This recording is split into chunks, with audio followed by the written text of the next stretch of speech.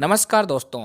आज के वीडियो में हम बात करने वाले हैं दर्द व सूजन में काम आने वाली दवा एसिक्लोफिनेक, पैरासीटामोल व सेरेसियोपेप्टाइडेज के कॉम्बिनेशन के बारे में।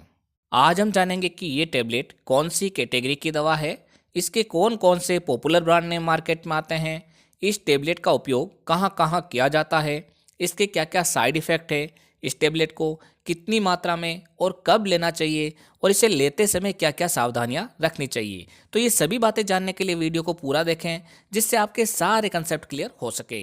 अगर आप चैनल पर पहली बार आए हैं तो चैनल को सब्सक्राइब कर बेल आइकन अवश्य दबाएं, जिससे नई नई जानकारी आपको हमेशा मिलती रहे। तो चलिए यहाँ से आज कुछ नया सीखते हैं।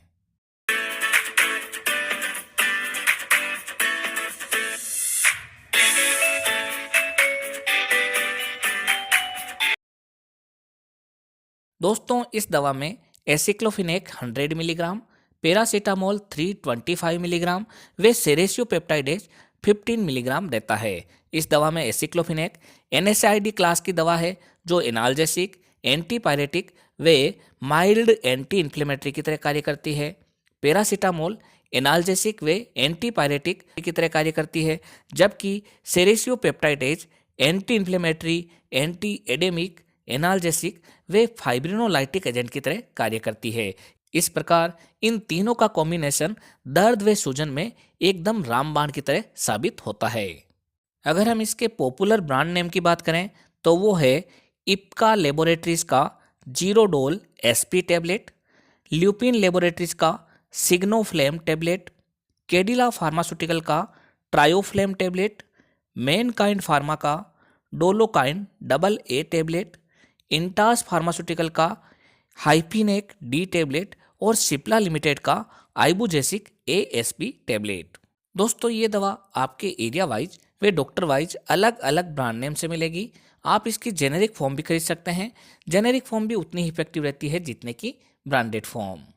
एसिक्लोफिनेक, पैरासीटामोल व सेरेसियोपेप्टाइडेज टैबलेट का कॉम्बिनेशन एनाल्जेसिक, एंटी इन्फ्लेमेटरी तथा एंटीपायरेटिक के रूप में काम आता है, जो कि दर्द व सूजन को तथा माइल्ड फीवर को ठीक करता है।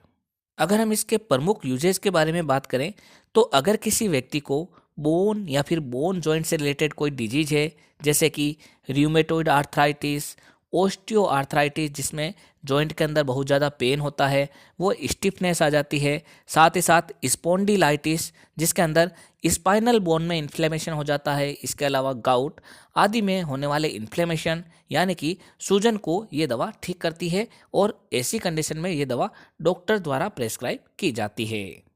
इस दवा का उपयोग पोस्ट ट्रॉमेटिक पेन में किया जाता है, जिसके अंदर अगर किसी व्यक्ति के गिरने से या फिर एक्सीडेंटल केसेस के कारण चोट आ गई हो तथा हड्डियों में फ्रैक्चर हो गया हो, मसल्स पुलिंग हो गई हो तथा सूजन आ गई हो, तो डॉक्टर द्वारा ये दवा फर्स्ट चॉइस मेडिसिन के रूप में प्रेस्क्राइब की जाती है।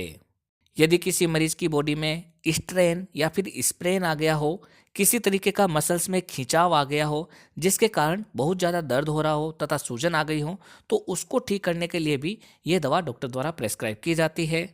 यदि किसी व्यक्ति के दांतों में दर्द हो, मसूड़ों में स्वेलिंग आ गई हो या फिर दांतों की माइनर सर्जरी के कारण वहाँ पे सूजन आ रही हो, तब भी ये दवा डॉक्टर द्वारा प्रेस्क्राइब की जाती है। इस दवा का प्रयोग ऑपरेशन के बाद में होने वाले दर्द व सूजन को ठीक करने के लिए भी डॉक्टर द्वारा किया जाता है। यदि किसी व्यक्ति के लोअर बैक पेन हो रहा हो, सर्वाइकल पेन हो रहा हो तथा माइल्ड हेडेक हो रहा हो, माइग्रेन के कारण सिर दर्द हो रहा हो, तब भी डॉक्टर द्वारा इस दवा को प्रेस्क्राइब किया जाता है।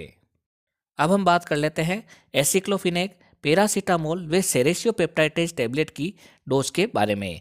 इस टैबलेट को सामान्यतः दिन में 2 बार दिया जाता है, पर कभी कभी मरीज में इसकी अधिक आवश्यकता होने पर इसे दिन में 3 बार भी प्रेस्क्राइब किया जाता है। कई बार माइनर प्रॉब्लम होने पर इसकी एक टेबलेट यानी कि स्टेट टेबलेट ही मरीज के लिए काफ़ी फ़ायदा करती है। इस दवा को हमेशा खाना खाने के बाद ही लेना चाहिए, जिससे मरीज को गैस्ट्रिक इरिटेशन ना हो। सामान्यतः इस टेबलेट के कारण गैस्ट्रिक इरिटेशन होता है, इसलिए डॉक्टर द्वारा इसके साथ में ओमिप्राजोल, पेंटोप्राजोल या फिर रेबिप्राजोल टैबलेट भी दी जाती है। अगर हम इसकी मैक्सिमम डोज की बात करें तो इसको अधिकतम दिन में 4 बार 6-6 घंटे के अंतराल से दिया जा सकता है। अब हम बात करें कि इस दवा को कौन कौन से मरीजों में नहीं देना चाहिए।